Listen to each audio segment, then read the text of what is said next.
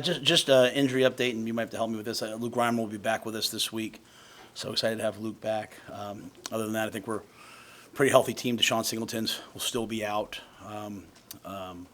but we're excited to have Luke back. Obviously, he'll be a big boom for our defense. So, big week for us, huge week for us. Playing an excellent Northwestern team, 3-3. Unbelievable comeback win over Minnesota. Down, I think it was 31-10. Coach Braun's doing a fantastic job. So it'll be a heck of a ball game. Excited to have a chance to play them. Excited for this week. Excited to see our players after the bye week. So I'm sure you guys have lots of questions. How much football did you get to watch this weekend? And when you look at the Big Ten West particularly, what kind of opportunity is out there for you guys to put your name into this thing for the next few weeks? Yeah, I'm not worried about the big picture. I think that's the problem with Nebraska football. I think that's why we've gone 1-5 down the stretch most years. Looking at things outside of just going 1-0 this week, evaluating the offensive, defensive coaches, evaluating the offense versus all this stuff outside the program. I'm going to do my best to keep it from infiltrating the program. We've got to get a way to get 1-0 this week. We've got to try to improve this week. It's going to be a real challenge. So, to me. I had a chance to watch the teams we play. I was really happy to see Illinois play well. Because that obviously anytime we play someone, we beat them, and then we see them play well, it makes us feel good about who they are. I saw Northern Illinois go get a huge win over a 5-1 Ohio U team. So, I feel good about where our team is. But our team has got to eliminate the looking past just what's important this week. When we got embarrassed at Michigan, we didn't think about anything else other than Friday night. And we were locked in. And we're going to find out about myself as the head coach and our coaches and our players and our staff. Can we have that same focus this week? We better. There's been a few times you've mentioned kind of the big picture and not looking ahead and all that. I mean, has that surprised you how much Husker fans kind of look at the big picture and always kind of taking stock of their team at all? Well, I love Husker fans. Let me say that. Okay, I'm talking about the team. The only reason why we have the opportunities we have is because there's so much care about the program. I just have to make sure our players don't act like fans. They act like the guys that are going to go out and play. And so if you're not careful, then all these things start to infiltrate the team. And so I go back and I just look at history. Okay, you look at the team, look at Nebraska football over the last 8 to 10 years in the second half of the season. It's abysmal. Okay, and that's not a knock on anyone. I respect the heck out of those. Those are good coaches. But we can't be the type of team that we lose, we lost to Colorado, we're embarrassed, we come back, we win, we play okay, not very great against La Tech, right? Then we go out, we get embarrassed against Michigan. Now we're embarrassed. Now we can play great against Illinois. We just can't be that team. I don't want to coach that team, and our players don't want to be a part of that team. So that's what it is. And at the same time, there's this thing out there that I can hear, right, about is this coach doing? They're all doing a good job. This program's not in good shape. They're all doing a great job, I think. And so I'm in charge of this football program. Sat would love to go no huddle and score 50 points. Tony would love to blitz every play. I run the program. And so we're playing as a team. So all that other stuff, it's why we haven't been to a bowl game. We're the only Power 5 team that hasn't been to a bowl game in a long time. So if I start talking about bowl games, I'm part of the problem. So the fans are supposed to do this. My daughters, Dad, if we go to a bowl game, can I have Taylor Swift? My daughters are fans. Right? They're supposed to do that. I just got to get the team to be really locked in to today, tomorrow. Because think about Coach Braun, the job that he's done. He comes from North Dakota State, takes this job at Northwestern. He's the DC. Coach Fitzgerald, great friend of mine, a man I respect, gets let go. He steps in as the interim head coach. He's on a 1-year deal. And he's got this team battling, man. They're fighting for their lives. What are we doing? What are we going to be like? We'll find out on Saturday. So that's the message I put out there usually on Mondays when I feel this, because I want our players to have that mentality, but they will. I want our staff, and I hope our fans come to this game as locked in and as thinking this game is as important as anything else, because I respect the team we're playing, and I respect the coaching staff. To be in the situation they're in, to be down 21 points and to fight back, man, that says a lot about the character. We better have the same character. So. Have you heard that from players, veterans on the team that you've talked to about previous seasons, that there has been a lack of focus on what's directly in front of them and more on the future, or is that just something that you've diagnosed from looking at scores and film? I talk to the players a lot. And I've talked to them a lot in the off season. I'll meet with a bunch of, like, during the week. The thing that I've done, I think, better than I normally have is after the first 2 weeks, I spend a lot of time one-on-one with players. And so they've kind of given me a lot of things, right? But I can also just kind of feel it in my daily conversations with, like, the people in our building, right? People love to send me, like, memes from Twitter, like, like, hey, look, coach, there's a picture of you. It's just not healthy for the team. This is a team that has to learn how to be the same team every week, right? Isn't that what you guys all want? You guys want to come watch us play badly on Saturday? Like, we want to be the same team every week, and so that's a level of, that's hard to do. Either you're so talented you don't have to do that. There's some teams that are so talented they have to get up for 3 or 4 games. We have to get up for every game. We had to battle to beat Northern Illinois. We had to battle to beat La Tech. We're not in that place yet. We got to fight, scratch, and claw. So the players have kind of addressed a lot of these things with me. I'm not worried about the players as much as I'm worried about, like, our staff and coaches and all them. Like, we have to lead the way. I have to lead the way. I have to wake up this week feeling that same. Now, I woke up after that Michigan game, Mitch. I felt sick to my stomach that whole week. I woke up after the Colorado game. I felt like someone was standing on my chest. I don't want to walk around this week happy. I better have the same urge to go 1-0 this week. But this is not about, hey, Northwestern. This is just about the program in general. I'm trying to do a good job of addressing it to people because I went to Tacoma this summer and I spoke, and there was a 97-year-old woman that waited in line to meet me. And so when I think about Husker fans, I think about her, and I don't want her, like, she waited in line to meet me. That's embarrassing to me. And I just want us to be that type of a team that, like, when you come to see us play, you know what you're going to get. And so that's the challenge for us these last 6 games, not to worry about what comes after them, but just to worry about how we do them.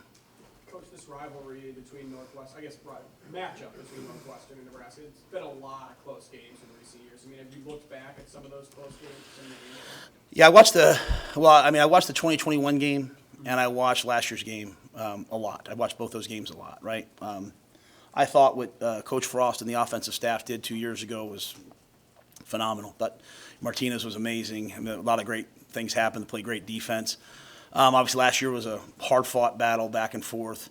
But, they have a new defensive coordinator, right? There's just not a lot of things that translate, so it's all kind of new. So those are more like off-season studies for me. I get in the game week, I usually try to go back and watch personnel. Coach Vokalek is there, who was here, so obviously he'll know our personnel. So I try to go back and watch their players versus our guys a little bit. But for the most part now I have 6 games on them versus really good competition, 2 top 25 teams that they've played. They're just a lot like us. Yeah, now that Jeff Sims is close to healthy 100%, how do you manage the quarterback situation? Yeah. This week and in the game? Yeah, I think we're working hard to get Jeff to be the best that he can be. We're working hard to get Heinrich and Chuba to be the best that they can be. We'll play with Heinrich, for now. Jeff is ready to go on a moment's notice. Sometimes we mix him in with the ones a lot in practice. I would have no problem ever having a package to play 2. I'm not saying we would do that, but I have no problem with the way he works.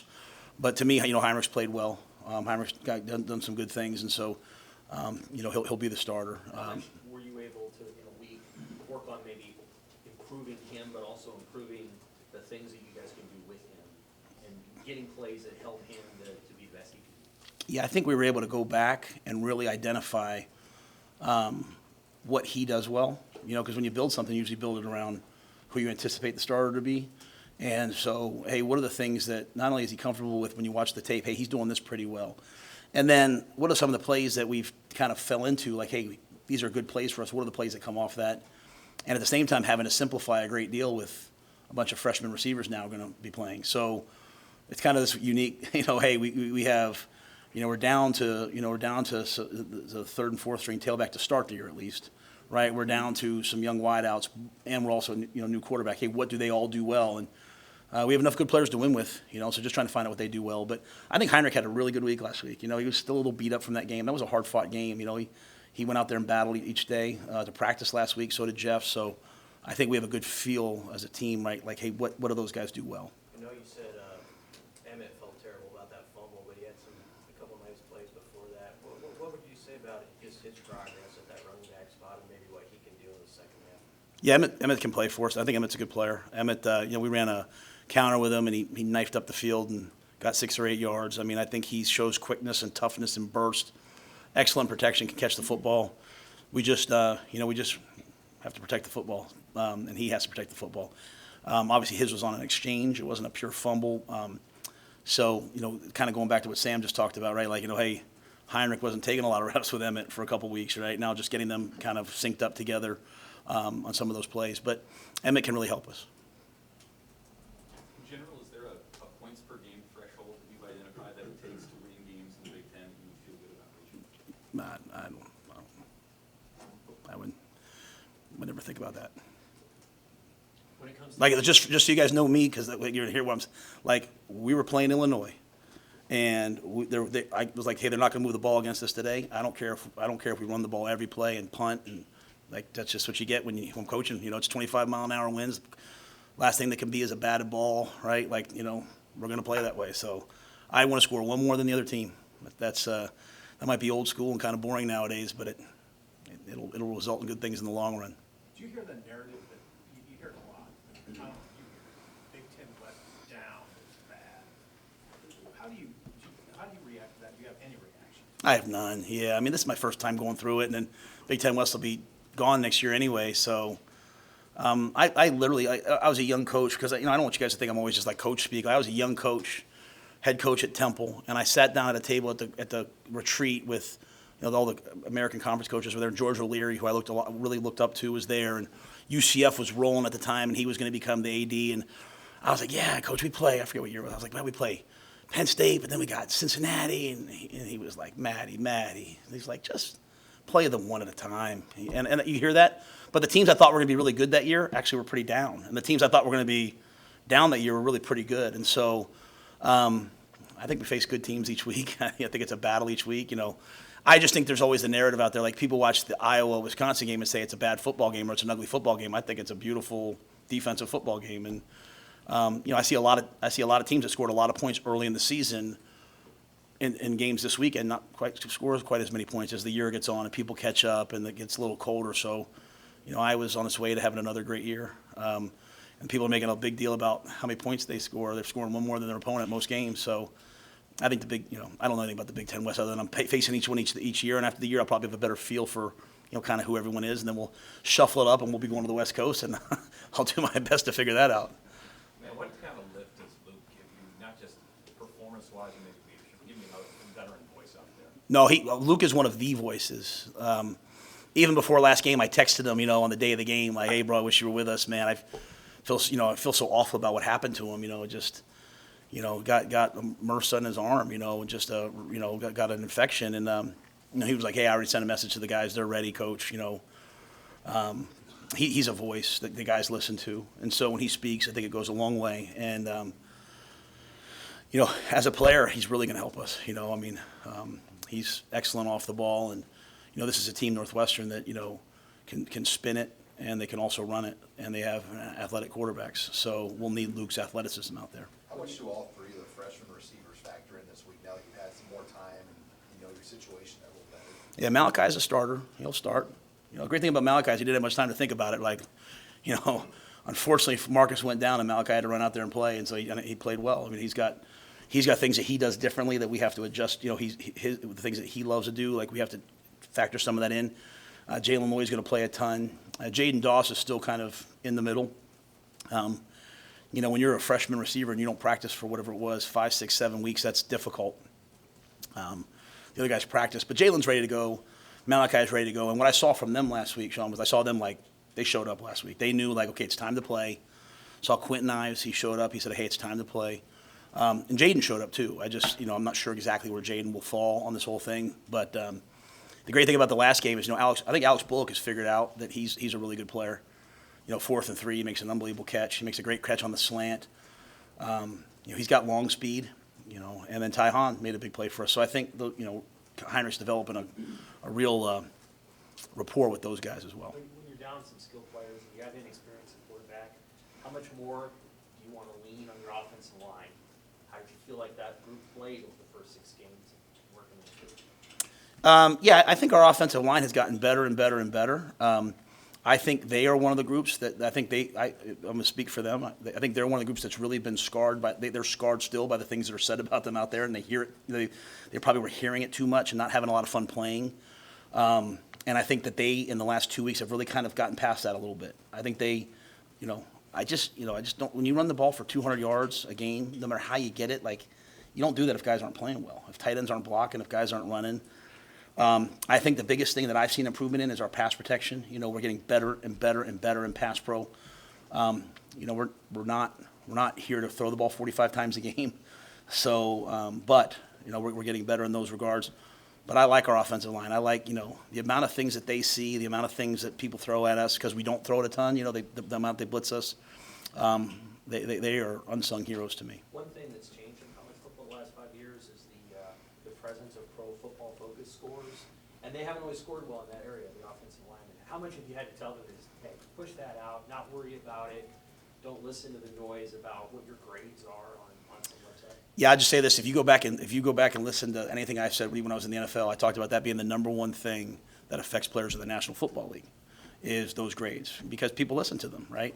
And I would just say that if I went and graded our O-line, and Donnie graded our O-line, and Sat graded our O-line, we would all come out sometimes with different scores.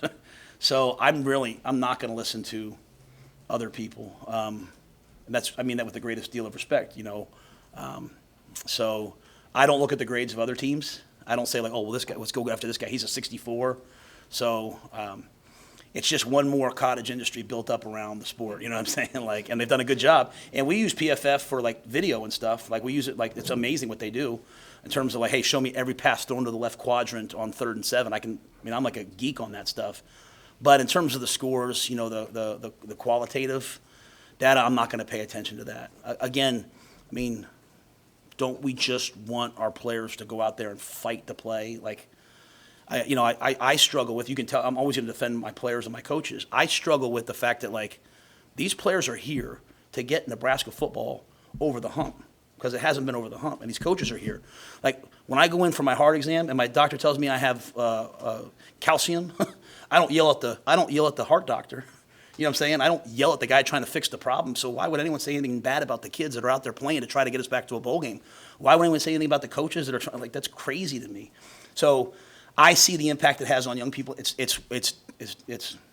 devastating to them. It really is. Most of my job is about, hey guys, ignore the noise, ignore it, ignore what people are saying about you. And that, you know, I'm having to do that a little bit in recruiting sometimes too. Like, coach, well, I don't know. Do the recruits need to hear everyone talk about that we're not good at this and not good at that? I don't know. So it's the job. It's challenging. I relish this. I'm not complaining about it. You know, everybody has a job to do. Fans have, but I'm proud of our players. And I say this so that they hear it, their parents hear it.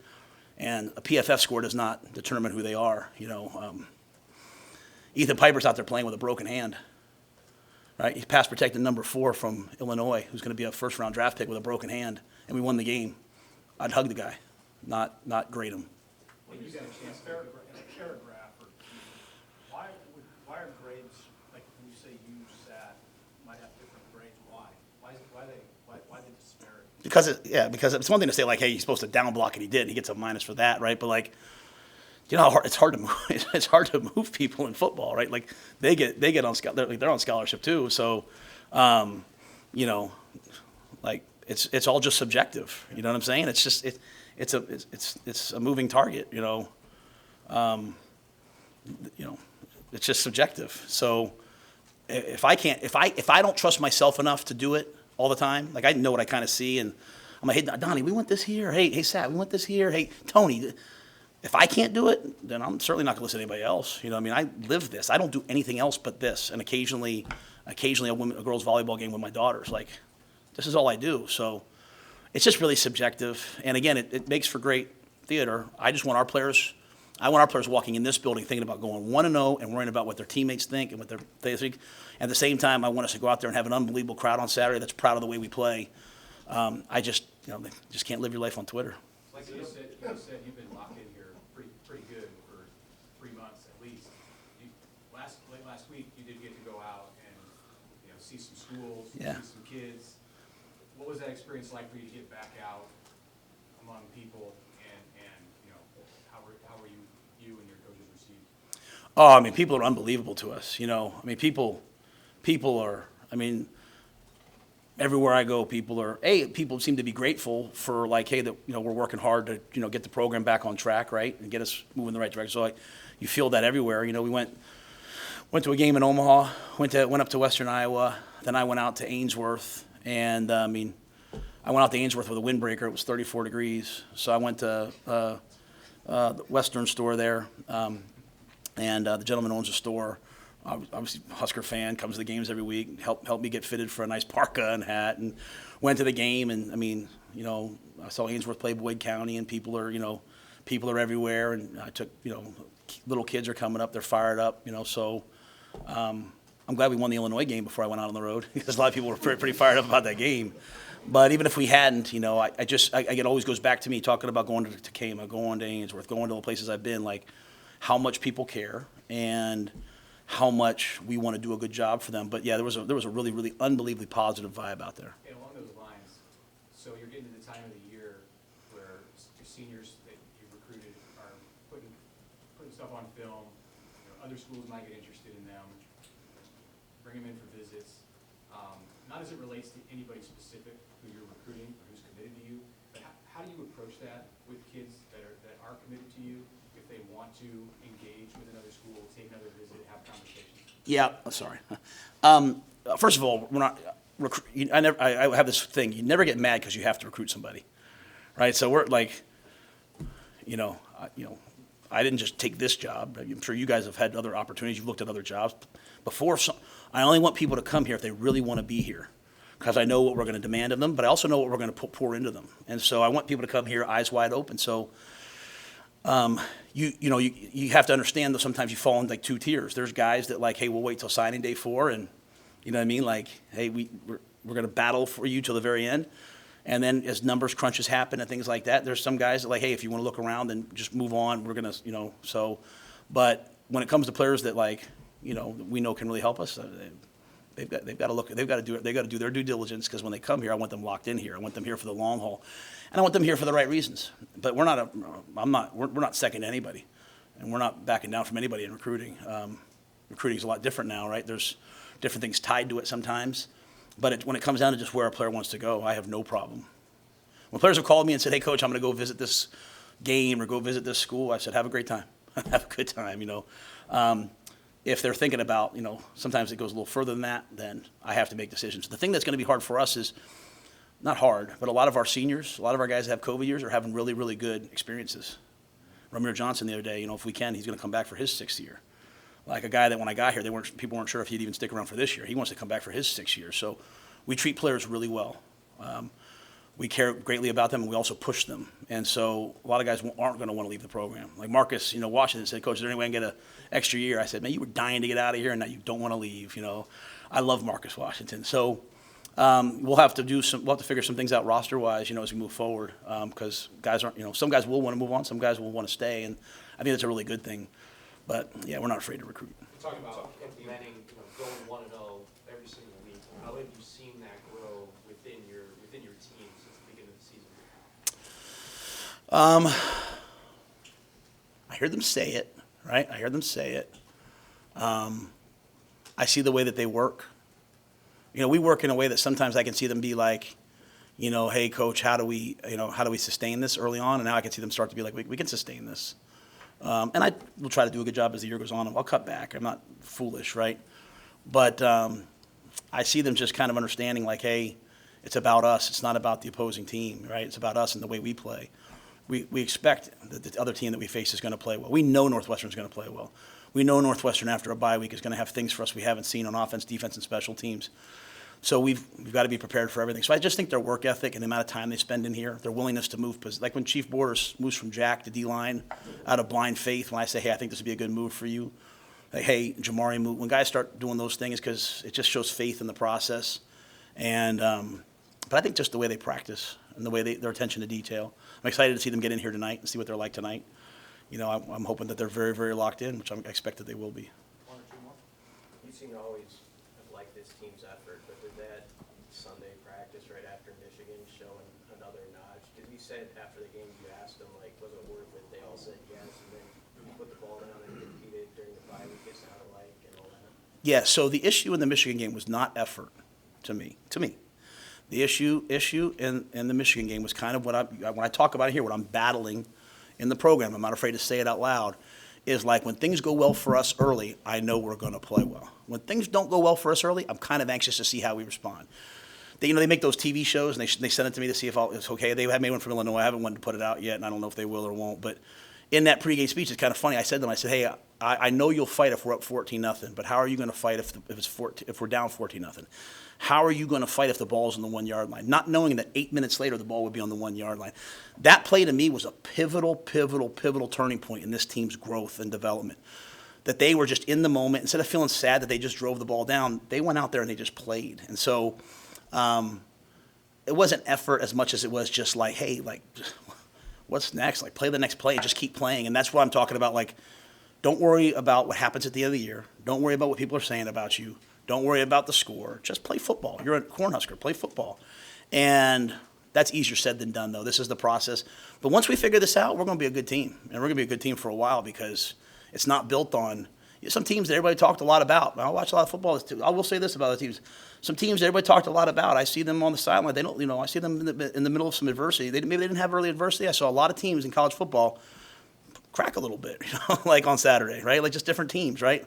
How do you respond to adversity? We just got a lot of our adversity early in the year. We responded to it. What I want to see is us now for 6 games embrace adversity. Like Northwestern takes the opening kickoff back this week. How are we going to respond, right? Or we have success early. How are we going to respond? So that's the next step. It was fun just to put the ball down. I realized with this team I have to do that more often. I forget these guys. Like these guys were like, some of them didn't play their senior year. COVID, all those. Like they just got to play football a little bit. And like Reimer just needs to play football, right? Everything can't be a 7-on-7 drill. They just got to play. And the more they play, the more I see their personalities come out. So that's kind of me adapting to this team, right? We were chanting with the crowd on Saturday. Like the crowd was chanting, "Go Big Red," and our guys on defense were throwing the ball. I hate that. Because I'm like, watch the game. But you know what? I told the team, if you're going to play well, if that gets you going, if the crowd gets you going, I'll adapt. I'll be a little more new school. So I'm adapting with this team and learning their rhythms because they work hard. And if you work hard for me, I'll try to be a little bit cooler. How do you think last week you talked about the growth opportunities between bowl games and bye weeks and all the benefits there? What did you see in terms of growth from your guys? I know they had the weekend off, but did you see some market growth this week? Yeah, we some young players that are redshirting, we were able to get them way more reps. Some guys we moved positions. Hey, hey, I know you're a D lineman. I'm gonna play a guard for 3 days, and after the initial shock wears off, But I think hopefully they all understand it's because we think they're good players and want to get them on the field. So we were able to move some guys around. We were able to do some of the things we talked about, try some things for the guys that are playing, and then we were able to get some young guys in there. With the goal of, as we come down the stretch here, we're worried about this week, but we have some guys coming, maybe we get Buford back for a couple, maybe we get Deshaun back. So getting DeAndre Barnes and Reimer Stewart, getting them ready to play so that as we have injuries, we have another crop of guys ready to go. So it was a really pivotal week for us. How do you get the ball more? Yeah, we have to. We just have to. I think that was a focus for us last week because Billy's a dynamic player, and we have to get him involved more. Just when it's third down, they can kind of sometimes double him and bracket him and do different things, but we have to get him the ball more in normal downs. We have to continue to get Thomas the ball more. We have to continue to get Fleeks involved. There's we have enough players to win with. It's just sometimes when you kind of go through what you go through, you're trying to just get to, hey, go 1-0 this week. Now you get to the bye week, you sit back, you say, hey, who do we need to get involved? And so I think those guys have done a good job of that. I think if I would leave them alone, they would probably have gotten the ball more. So, I'm again, these first 6 weeks, I wanted to build a run game that, we could run the ball with. I wanted to build a run defense based off of last year being 108th to now. I think the second half of the season, we have to continue to do those two things. But we've got to get better at third down defense. We've got to get better at third down offense. We have to throw the ball better. We have to play better pass defense. So those were all things we examined over the bye. But Billy's a big piece of that. I'm not saying you were sitting on Sad a little bit, but were you sitting on Sad a little bit offensively in terms of what he was able to kind of call or the tempo with which he was able to move in the first 6 games? Yeah, we're not going to play with tempo. It's just not us yet. At some point, we will go. As we continue to develop. And maybe it'll be this week, but right now, after you have 8 turnovers in the first 2 games, you're going to say we have a good defense. You're going to say, hey, let's not beat ourselves. We won 3 of our last 4. I know that, but we won 3 of our last 4. So, I sit on everybody. That's what I'm saying. That's what I'm complain about me. Don't complain about the coaches. Do you think Ed wants to run a fake punt every week? He wants to block every punt, right? I have to say, Ed, what are we doing? Ed, no, Ed wants to do that. Sat wants to throw the ball down the field every play. Garrett wants to drop back and throw it 50 times. Tony, if you don't, Tony's going to go zero blitz every play. My job's to manage the team. And again, I let my coaches coach. I don't want to sound like I'm sitting here going through every call, but I set the tone for what we do. When we have a lead, we're going to run the football and choke the game out. If that's just what we're going to do. And you know what will happen when we get good? And maybe we're good now, maybe not. I'm not saying when we figure this whole thing out, we're going to have a bunch of games where we have a lead in the fourth quarter and we run for 100 yards and everyone's going to leave happy. It won't be, you know, I won't be up for the Broyles Award. No one's going to call me a guru, or, you know, Sat might not be up for the Broyles Award, but, you know, we'll win games. We just want to win. Who was the D lineman that moved from? I don't want to say that. Yeah, he might get upset. Yeah, it's one of the freshmen, but he literally just came to my office to say, what am I doing today? So, you know, for me, I don't like to suppose things. So I always say, hey, can you, like AJ Ron, hey, can you give me some plays over here so I can just see it? The Jeremiah Charles, wide out. And then we're like, hey, can you just give us some reps at corner too? And now all of a sudden watch him at corner. We think he's going to be a dynamic corner. So Tommy Hill, like, you know how much Sat and Garrett were upset when Tommy Hill went to full-time corner? Like, you talk about, hey, offense or defense. Like, I have to make those decisions. Tommy moved to full-time wideout and was just going to play third down corner for us. And then Deshaun went down and Tommy was gone in a flash. So we always go defense first with the personnel. But I like to just see guys at different positions and then figure out, hey, when we get to bowl practice, you know, where am I going to put this guy? And then in bowl practice, you get it, and then you kind of know going into the spring. And I think that helps guys because they know that they have a future in the program. Thanks for putting up with that long rambling.